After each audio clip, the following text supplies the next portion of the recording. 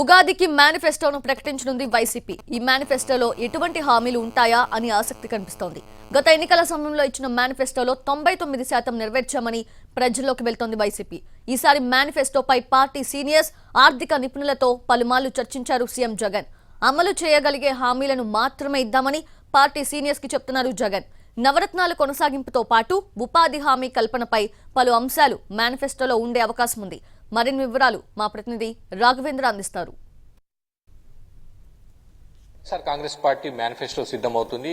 ఉగాది రోజు ముఖ్యమంత్రి YS Jaganmohan Reddy YSR Congress party assembly ఎన్నికలు, సార్వత్రిక ఎన్నికలకు సంబంధించిన మేనిఫెస్టోను విడుదల చేయబోతున్నారు. ఇప్పటికే మేనిఫెస్టోలోని పొందుపరచాల్సిన అంశాలకు సంబంధించి పార్టీకి సంబంధించిన సీనియర్ నేతలు, ఆర్థిక రంగ నిపుణులతో వైఎస్ జగన్ పలుమార్లు సమీక్ష నిర్వహించారు. ప్రధానంగా ఆంధ్రప్రదేశ్ రాష్ట్ర ఆర్థిక పరిస్థితి ఎలా ఉంది, వచ్చే 5 ఏళ్లు ఆదాయం ఏ విధంగా ఉండబోతున్న అంశానికి సంబంధించి కూడా ఆయన కొంత సమీక్ష చేసినట్టు తెలుస్తుంది.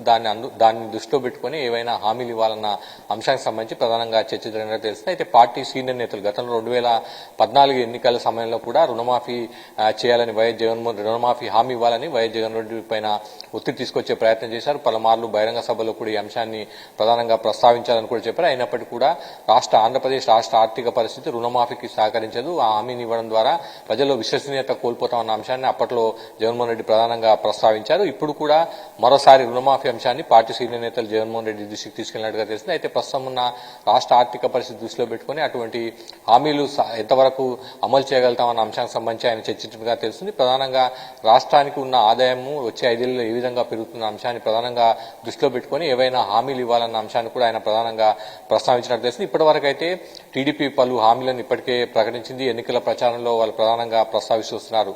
వైఎస్ జగన్మోహన్ రెడ్డి బస్సు యాత్ర ప్రారంభించారు. గడిచిన 4 నెలలుగా అభివృద్ధి సంక్షేమ కార్యక్రమాలకు సంబంధించి ఏం చేశారన్న అంశాన్ని ప్రధానంగా ఆయన ప్రజల్లోకి తీసుకెళ్లే ప్రయత్నం చేస్తున్నారు.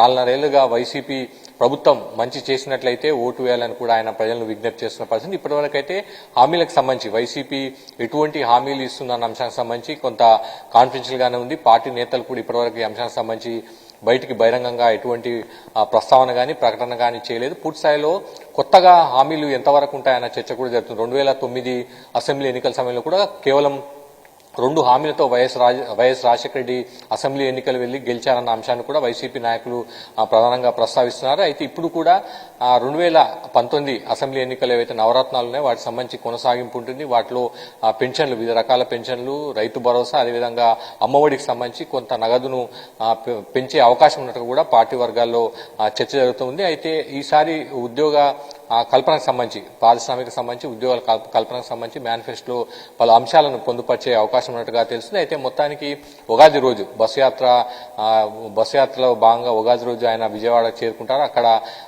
వైసీపీ ఆఫీసులో పార్టీ మేనిఫెస్టోను జగన్మోహన్ రెడ్డి విడుదల చేసే అవకాశం ఉన్నట్టుగా తెలుస్తుంది. మొత్తం మీద మాత్రం వైసీపీ మేనిఫెస్టోలో ఏ అంశాలు ఉంటాయన్న అంశానికి సంబంధించి సర్వత్రా ఆసక్తి నెలకొంది. ఒకవైపు టీడీపీ హామీలు ప్రకటిస్తుంది, వైసీపీ మాత్రం ఇప్పటివరకు కొంత కాన్ఫిడెన్షియల్ గా ఉంటూ వస్తుంది. మేనిఫెస్టోలో ఏ అంశాలు ఉంటాయి, కొత్తగా ఎటువంటి హామీలను వైఎస్ జగన్మోహన్ రెడ్డి ప్రకటిస్తున్నది కూడా మనం చూడాలి.